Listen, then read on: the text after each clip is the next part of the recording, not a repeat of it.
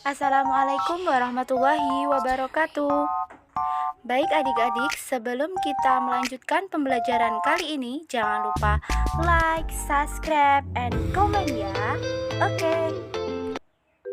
Baik, di pembelajaran kita kali ini yakni tentang materi kelas 10 teks hikayat kompetensi dasar 3.7.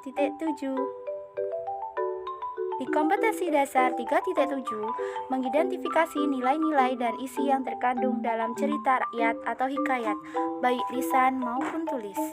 Ada dua pembelajaran ya. Yang pertama, mengidentifikasi karakteristik cerita rakyat atau hikayat. Kemudian yang kedua, mengidentifikasi nilai sosial, nilai agama, nilai budaya, nilai moral dalam cerita rakyat. Nah, ini motivasi dari saya. Belajar adalah harta karun yang akan selalu mengikuti pemiliknya kemanapun juga. Jadi, tetap semangat ya dalam belajar. Di pembelajaran 1, mengidentifikasi karakteristik cerita rakyat atau hikayat. Nah, pengertian hikayat. Apa itu hikayat? Secara etimologis berasal dari kata hoka, artinya menceritakan atau bercerita. Sedangkan menurut Kamus Besar Bahasa Indonesia, hikayat adalah karya sastra lama Melayu berbentuk prosa yang berisi cerita, undang-undang, dan silsilah bersifat rekaan, keagamaan, historis, biografis, atau gabungan dari sifat-sifat itu. Dibaca untuk pelipur lara, pembangkit semangat, juang, atau sekadar untuk meramaikan pesta. Dapat disimpulkan, hikayat adalah sebuah karya sastra lama mengenai cerita kehidupan istana dan sekitarnya dalam bentuk prosa dengan segala kesaktian dan keanehannya. Hikayat ini berfungsi sebagai media hiburan, pembangkit semangat, meramaikan pesta. Jadi hikayat ini berbentuk narasi atau paragraf ya. Nah, karakteristik hikayat.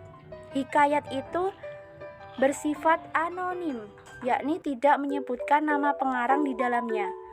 Kemudian menceritakan tokoh yang berkaitan dengan kehidupan istana atau biasa disebut dengan istana sentris. Ceritanya tetap, jadi ceritanya nanti tetap tidak akan berubah-ubah. Bersifat komunal, yakni milik umum, milik masyarakat umum. Menggunakan bahasa klis atau berulang-ulang. Kemudian menceritakan kisah universal manusia yang berhubungan dengan peperangan. Bersifat mustahil. Mustahil berarti tidak nyata, tidak mungkin.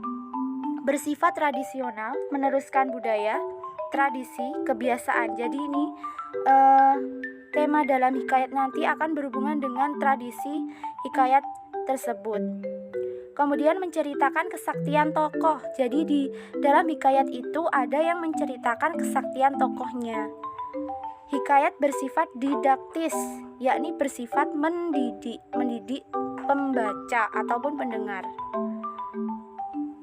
Jenis-jenis hikayat. Berdasarkan fase historis sastra Melayu lama, hikayat dibedakan menjadi 3, yakni hikayat berunsur Hindu, berinduk kepada hikayat Sri Rama, Mahabharata, lalu berkembang hikayat Pandawa 5. Hikayat berunsur Hindu Islam. Jadi di dalamnya itu ada unsur Hindu dan Islamnya ya. Contohnya itu hikayat Jaya Lengkara, hikayat Si Miskin. Kemudian hikayat berunsur Islam. Ini bertradisi Arab dan Persia. Contohnya hikayat 1001 Malam, hikayat Komar Al-Zaman, seperti itu. Kemudian berdasarkan isinya, jenis hikayat dibedakan juga menjadi 3, yakni jenis rekaan, contohnya hikayat Malim Dewa. Yang kedua jenis sejarah, itu contohnya hikayat Hang Tuah.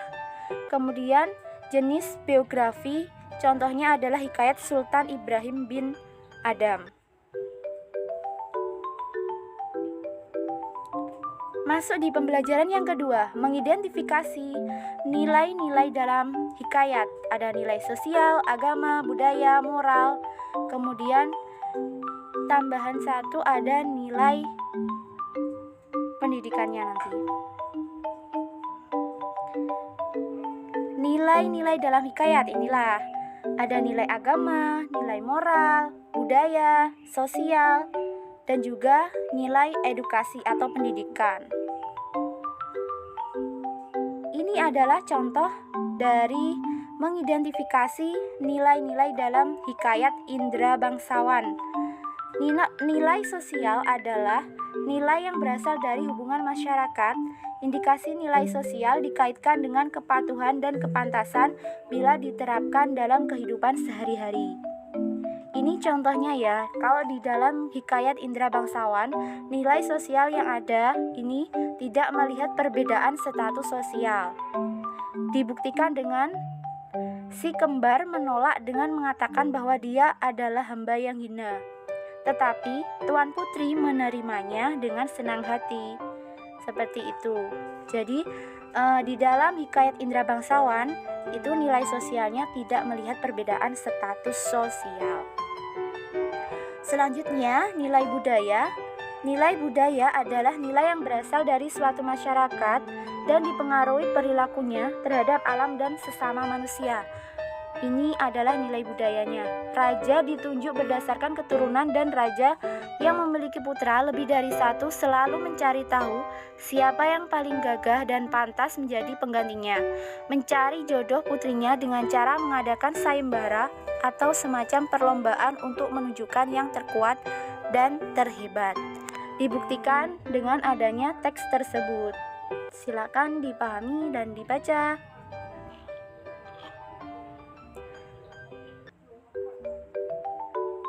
Sudah paham ya? Kita lanjut.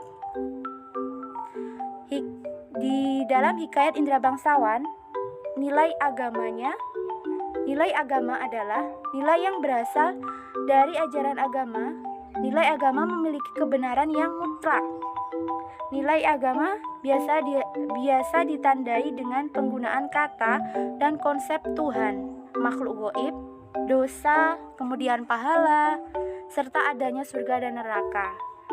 Itu di dalam hikayat Indra Bangsawan, nilai agama yaitu yang pertama memohon kepada Tuhan dengan berdoa dan bersedekah agar dimudahkan urusannya. Kemudian pasrah kepada Tuhan setelah berusaha.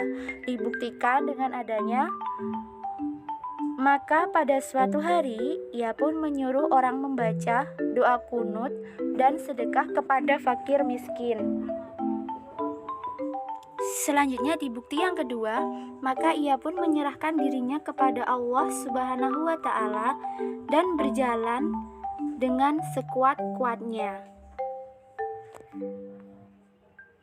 Selanjutnya nilai moral. Nilai moral adalah nasihat-nasihat yang berkaitan dengan budi pekerti, perilaku atau tata susila yang dapat diperoleh pembaca dari cerita yang dibaca atau dinikmatinya. Contohnya, dalam hikayat Indra Bangsawan itu tidak mau bekerja keras untuk mendapatkan sesuatu. Nah, ini dibuktikan dengan Hatta datanglah ke-9 orang anak raja meminta susu kambing yang disangkanya susu harimau beranak muda itu. Selanjutnya, nilai edukasi atau pendidikan. Nilai pendidikan adalah nilai yang muncul dari upaya untuk mengantar manusia menuju kedewasaan, kematangan pikiran, dan kekuatan karakter. Jadi di dalam hikayat Indra Bangsawan, nilai edukasinya adalah kewajiban belajar ilmu agama itu sejak usia kecil. Dibuktikan dengan adanya, maka Anakanda Baginda yang 2 orang itu pun sampailah usia 7 tahun dan dititah pergi mengaji kepada Mu'alim Sufan. Sesudah tahu mengaji, mereka dititah pula mengaji kitab usul, fikih, hingga saraf, tafsir sekaliannya diketahuinya. Nah, simpulan pada pembelajaran kita kali ini, hikayat adalah sebuah karya sastra lama mengenai cerita kehidupan istana dan sekitarnya dalam bentuk prosa dengan segala kesaktian dan keanehannya. Karakteristik hikayat adalah anonim, istana sentris, statis, komunal, bahasa klise, tradisional, didaktis, kisah universal manusia, terdapat kemustahilan, kesaktian tokoh. Berdasarkan fase historis sastra Melayu lama, ada 3 jenis hikayat, yaitu hikayat berunsur Hindu-Islam, hikayat berunsur Islam, sedangkan berdasarkan isinya, yaitu ada jenis rekaan, sejarah, dan biografi. Nilai-nilai dalam hikayat itu ada nilai sosial, agama, budaya, moral, dan edukasi. Baiklah, semoga bermanfaat. Sekian dan terima kasih. Wassalamualaikum warahmatullahi wabarakatuh.